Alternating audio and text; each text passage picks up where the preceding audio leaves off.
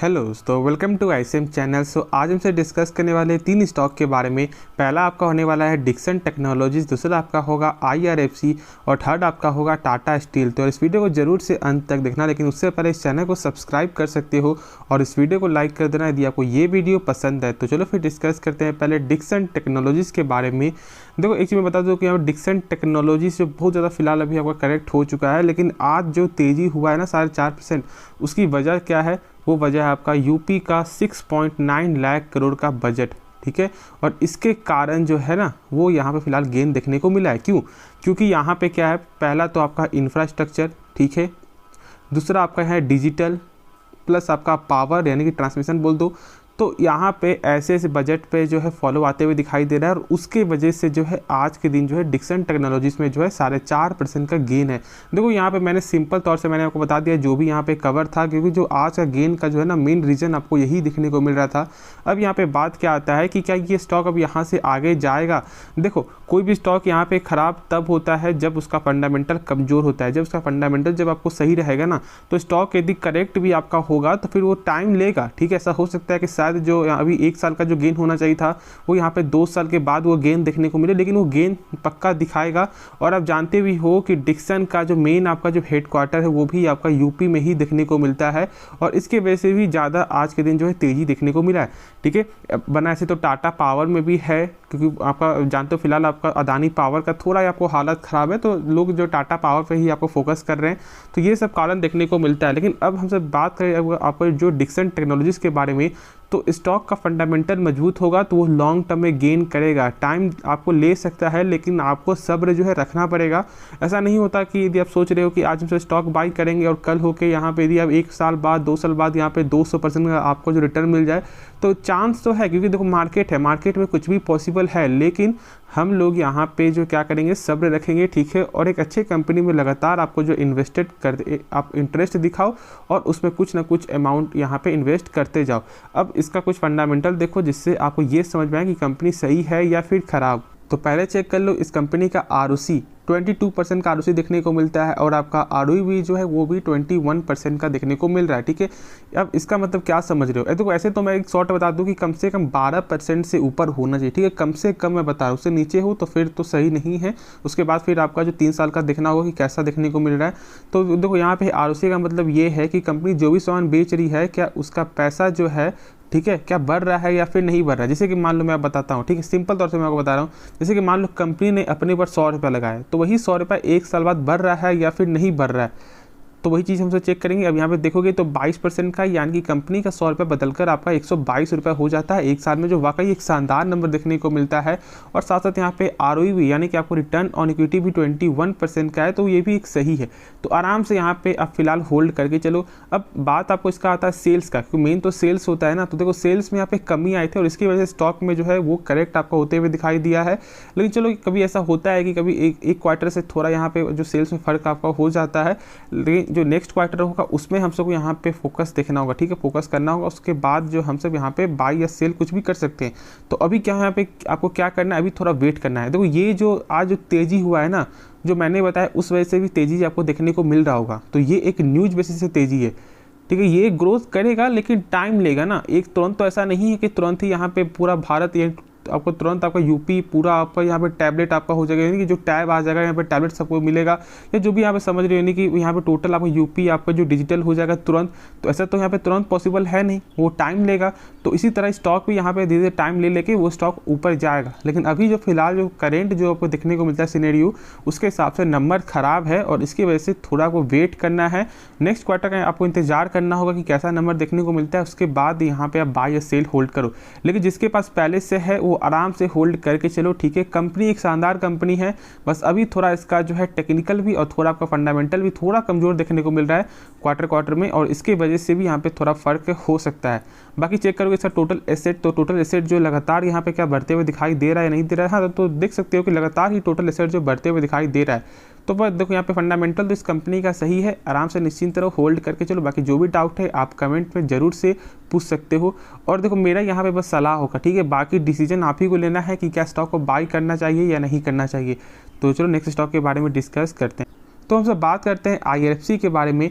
IRFC एक ऐसा stock है जिसका NPA जो है यहाँ पे 0 देखने को मिलता है, यानी कि एक ऐसा फाइनेंस का ये कंपनी जिसका NPA जो है 0 है। अब NPA का मतलब शॉर्ट में जानोगे बैड लोन, यानी एक ऐसा लोन जो बैंक को कभी वापस मिलता ही नहीं है। जैसे कि मान लो बैंक ने आपको लोन दिया और आपने एक भी किस्त जो है पे नहीं किया 3 महीने तक, तो बैंक को क्या लगेगा कि उनका पैसा मिलना बहुत ही कम चांस है, ठीक है, या बहुत यहाँ पे ना के बराबर ही है। तो NPA लगातार बढ़ता है और NPA एक ऐसा फंडामेंटल टूल है कि जिस कंपनी का नहीं, जिस फाइनेंस कंपनी का या बैंकिंग कंपनी का NPA जो लगातार बढ़ रहा है ना, तो उसका यहाँ पे खतरा का घंटी जो है चालू हो चुका है। यानी जैसे आप चेक कर लो, यस बैंक, RBL बैंक, बंधन बैंक, जो भी स्टॉक में शॉर्ट टर्म में प्रेशर आया वो NPA की वजह से है, क्योंकि NPA लगभग 4% से ऊपर यहाँ पे चला गया था।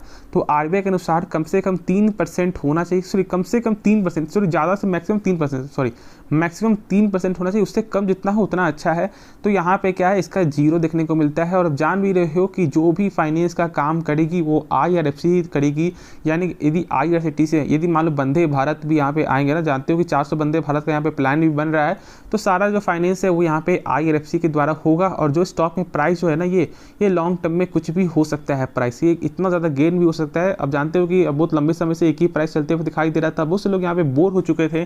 और जब स्टॉक ने रैली दिखाया तो लोग 34-35 तक जाते हुए दिखाई दिया था। मैंने उस समय कहा था बाई करो, और आराम से मैंने कहा था कि 30-32 में यहाँ पे बेचो, उसके बाद थोड़ा वेट करो, फिर से भी थोड़ा करेक्ट आपका हो चुका है। तो जो लोग यहाँ पे शॉर्ट जो लॉन्ग टर्म के लिए सोच रहे हैं वो फिर से बाई कर सकते हैं। तो यही देखो, यहाँ पे मौका मार्केट हमेशा देता है, आपको एक रैली में पैसा आपका बन सकता है और एक गिरावट में पैसा बन सकता है। बस शर्त आपको ये है कि आपको थोड़ा यहाँ पे माइंडसेट का आपको यूज़ करना है और पैसा बनाना है। बाकी कंपनी खराब नहीं, यदि आपने एक अच्छे दाम पे नहीं, आपने एक ज़्यादा में भी बाई कर लिया है ना, तो कोई खराबी वाली बात नहीं है, बस यही टाइम लग सकता है, लेकिन पैसा जरूर यहाँ पे आपका बढ़ सकता है। तो आप निश्चिंत होकर होल्ड करके चलो और खुद से एक बार इसके बारे में रिसर्च कर लेना, जान लेना, तो बेहतर होगा। तो चलो फिर नेक्स्ट स्टॉक के बारे में डिस्कस करते हैं। तो बात करेंगे हम तो टाटा स्टील के बारे में। और टाटा स्टील में आज के दिन आपका 2% का गिरावट देखने को मिला है। देखो ऐसे तो यहाँ पे ये जो गिरावट है ना, ये मार्केट की वजह से भी गिरावट आपका हो सकता है, क्योंकि मार्केट बहुत ज़्यादा आपका फिलहाल वोलेटाइल है, अप्स एंड डाउन जो बहुत ज़्यादा देखने को मिल रहा है। और ये आप जान रहे हो कि कितना यहाँ पे खराब संकेत भी है, क्योंकि यहाँ पे तो निफ्टी 50 तो पहले 18,000 के लेवल के नीचे ये आपको निफ्टी 50 आ चुका है, और ये टेक्निकल तो कमज़ोर हो चुका है आपका निफ्टी 50 का। तो ये ऐसा हो सकता है कि 16,900 में भी आपको आते हुए दिखाई दे जाए, तो स्टॉक में फ़र्क पड़ेगा। ठीक है, स्टॉक में फ़र्क पड़ता है, कोई भी स्टॉक कितना भी आपको मजबूत हो, यदि मार्केट टोटल गिरेगा तो स्टॉक में तो फ़र्क पड़ना ही है, और ये जान भी रहे हो। और वही टाटा स्टील में गिरावट है, और प्लस टाटा स्टील में देख और यहाँ पे क्या था कि टेक्निकल कमज़ोर था। अब मैंने कल की वीडियो मैंने बताया था कि टाटा स्टील क्यों एक राजा है, ठीक है, अपने सेक्टर का राजा क्यों है, और मैंने सब कुछ दिखाया था इसका फंडामेंटल कैसा है। तो एक बार ज़रूर से आप जो चेकआउट कर लेना कल के वीडियो, जिससे आपको पूरा ये समझ में आ जाएगा कि इसका फंडामेंटल कैसा है। मैं एक शॉर्ट बता दूँ तो इस कंपनी का जो सबसे जो खास बात क्या है वो है इसका कैश फ्लो। कैश फ्लो इस कंपनी का बेहतरीन देखने को मिलता है, यानी कंपनी जो भी सामान बेच रही है उसका पैसा जो रिटर्न आ रहा है, और ये सबसे अच्छी चीज़ है। ठीक है, बहुत सारी कंपनी क्या होता है कि लगातार सेल्स बढ़ता रहता है, लेकिन यहाँ पे पैसा आता ही नहीं है, उनका कैश फ्लो जो है निगेटिव होता जाता है, फिर बाद में मालूम चलता है कि कुछ ये है कुछ वो है। ठीक है, तो इसलिए कम से कम फंडामेंटल देखो। और देखो ये एक आपका मेटल सेक्टर है, तो यहाँ पे पेशेंस आपको दिखाना पड़ेगा। अप्स एंड डाउन तो देखने को मिलता ही है। अब इसमें क्या है कि थोड़ा ज़्यादा आपका अप्स एंड डाउन है, यानी कि ऐसा नहीं है कि यहाँ पे सोच रहे हो कि हाँ 1 साल बाद यदि हमसे 1-2 साल बाद इसको होल्ड करते हैं तो शायद यहाँ प्रॉफिट बन जाएगा आपको 200% का 100% का, तो बहुत कम चांस भी ऐसा हो सकता है कि ये जो 200% का जो रिटर्न है ना वो लगभग 3 महीने में दे दे, 6 महीने में दे दे, और ऐसा भी हो सकता है कि 5 साल में या 10 साल में भी आपको 200% का रिटर्न कंपनी ना दे। तो इस तरह का आपको पेशेंस चाहिए। और देखो यहाँ पे क्या करना है ना, जब आपको ऐसा लगे प्रॉफिट हो रहा है निकल सकते हो, खुद से एक बार इसके बारे में जान लेना, फिर उसके बाद यहाँ पे निकल सकते हो, फिर कुछ एक अच्छा प्राइस देखने को मिलेगा फिर बाई करना, ऐसे यहाँ पे करो। ठीक है, जिससे यहाँ पे क्या होगा, आपको मौका भी आएगा, पैसा भी बनाओगे, और कोई दिक्कत वाली बात भी नहीं होगी।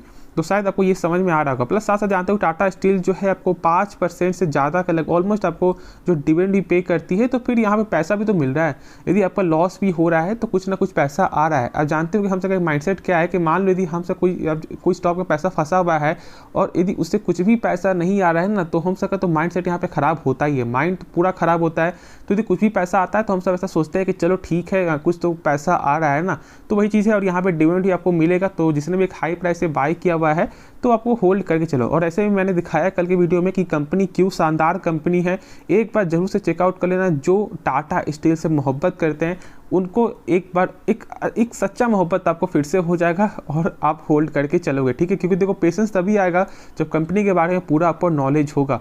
और साथ साथ यहाँ पे जो टेक्निकल कमजोर है, मैंने बताया था कल के वीडियो में कि 113 के जब तक ये नीचे स्टॉक रहेगा तब तक कमजोर है। यदि 113 के ऊपर जो आपका सस्टेन करता है उस समय बाई करना फॉर द शॉर्ट टर्म के लिए आराम से जो है प्रॉफिट वो यहाँ पे 125 तक टेक्निकल वाइज से आ सकता है। लेकिन खुद से एक बार जो रिसर्च कर लेना, ठीक है। मेरा काम है बताना, लेकिन आपका क्या है उस चीज़ को फिर से एक बार चेक करना, ध्यान देना, ठीक है, कि आप पॉसिबल है या नहीं, उसके बाद भी कोई जो डिसीजन लेना। तो चलिए इस वीडियो का अंत करते हैं, लेकिन उससे पहले इस चैनल को सब्सक्राइब कर देना और इस वीडियो को लाइक कर देना। तो मिलते हैं नेक्स्ट वीडियो में, तो तब तक के लिए धन्यवाद।